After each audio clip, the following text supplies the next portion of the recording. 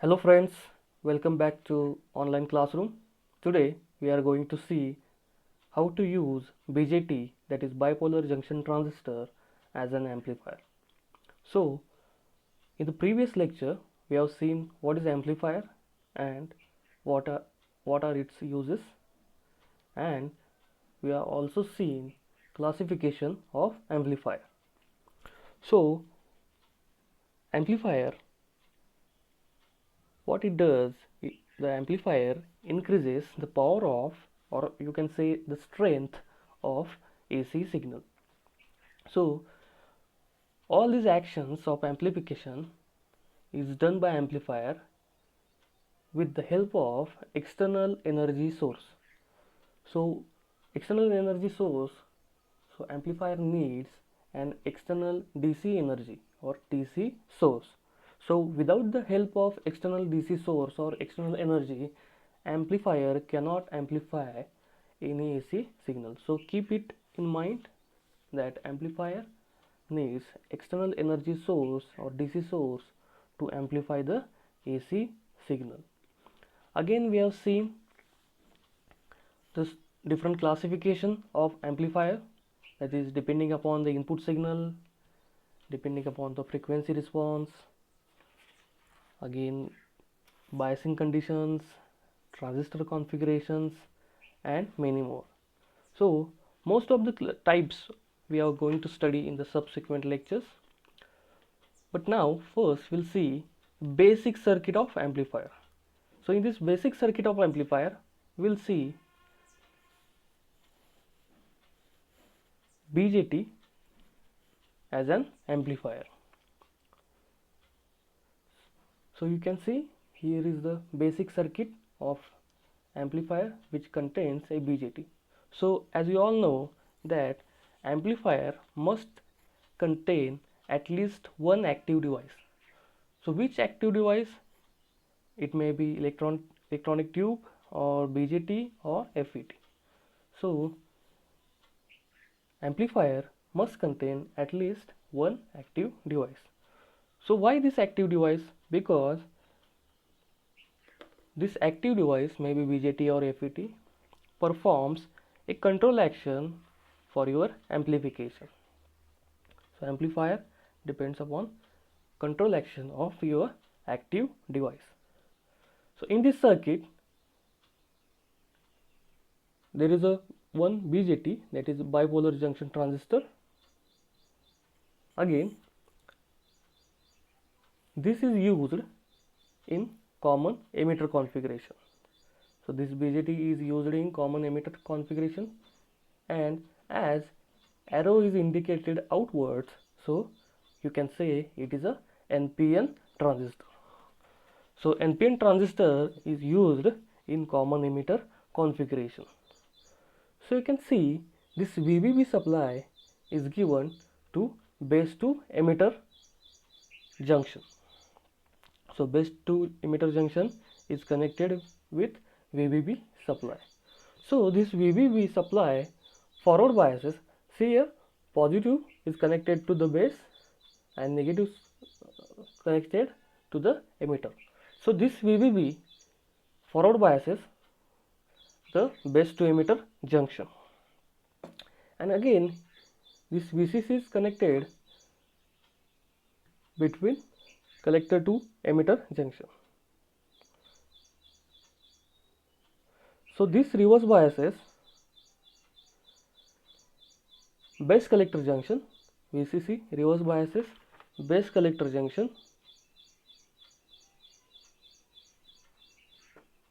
and the transistor, it makes both the VBB and VCC supply makes the transistor to operate in active region. So when base emitter junction is forward biased and collector base junction is reverse biased, transistor operates in active region, and which is very important for the amplifier to amplify the AC signal. So keep it in your mind that amplifier or BJT must be in a active region of operation to perform amplification action. So now the transistor is biased in active region or operating in the active region. So now we see here, this Vs is your input signal, which is sinusoidal AC. It is a sine signal and it is a input signal. Here you can see VO, that is output signal. So the input sinusoidal signal is very small, so the magnitude of the signal, or you can say signal source voltage, it's such that it always forward biases the emitter base junction. So this emitter base junction is always forward biased by this magnitude of input AC signal or signal source voltage. So regardless of polarity of the input signal, so whatever polarity, positive or negative of the input signal, this transistor is biased such that it remains forward biased always. So just imagine when there is no AC signal, just you can remove this AC signal, or you can see this circuit without the AC signal or signal source voltage. So here, when there is no AC signal, a constant DC collector current, you can say IC, a DC collector current flows through this load RC, and this current, a constant DC collector current, when there is no AC input, and this current is called zero signal current. Why zero signal current? Because there is no input signal. Zero signal current, or you can call it as a quiescent operating current. So remember, when there is no input signal to the amplifier, a DC collector current flows through the load and it is called as zero signal current or quiescent operating current.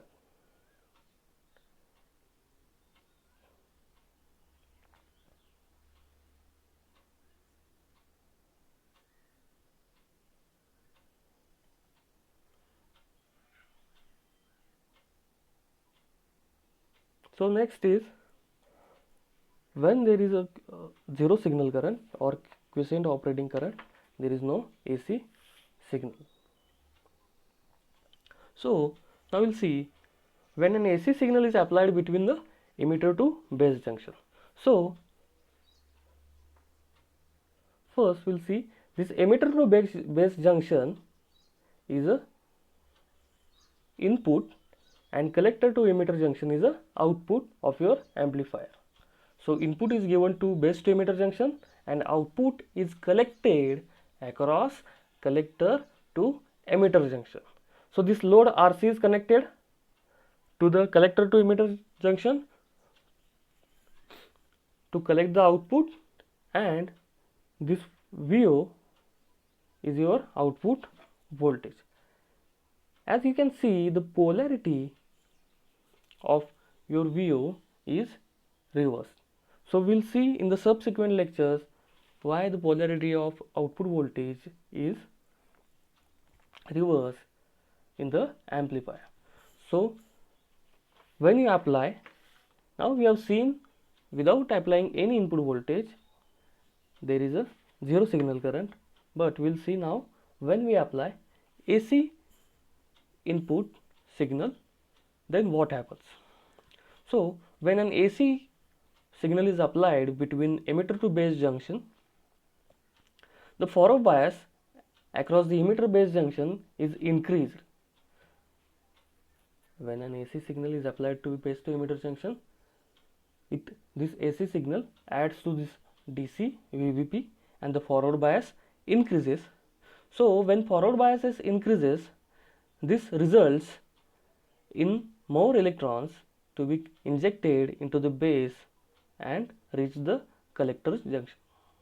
So when forward bias increases, more electrons are injected into the base and they reach the collector.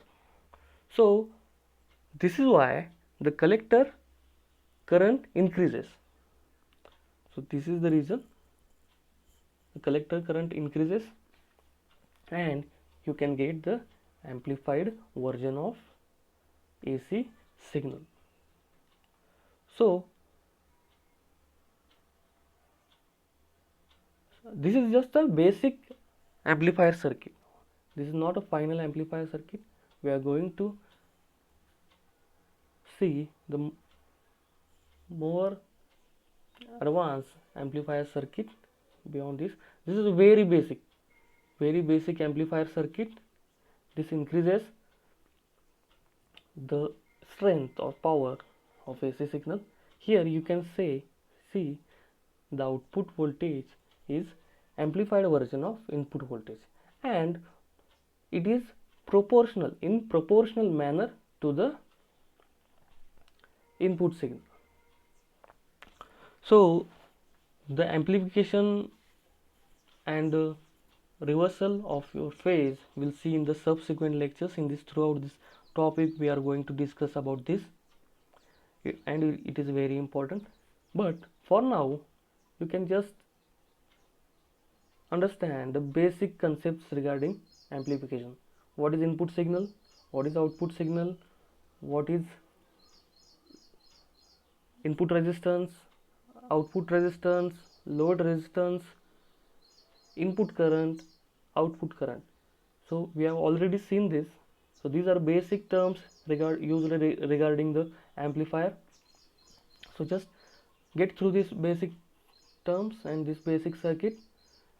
In the subsequent lectures we'll see how exactly this amplifier is going to amplify or increase the strength of input signal, how exactly it is going to reverse the phase of input signal. So we'll see this in subsequent lectures. So now only focus upon the basic circuit. It is a very basic circuit of amplifier. So when forward bias across, just keep this in your mind, when forward bias across base to emitter junction increases, it injects more electrons into base, and these electrons will reach collector, and due to this the collector current will increase, and when collector current will increase, the output voltage will increase. Why? Because the collector current is flowing through load resistance RC, and that is why output current will increase. So this is the very basic circuit. I hope you all understand the very basics about the amplifier.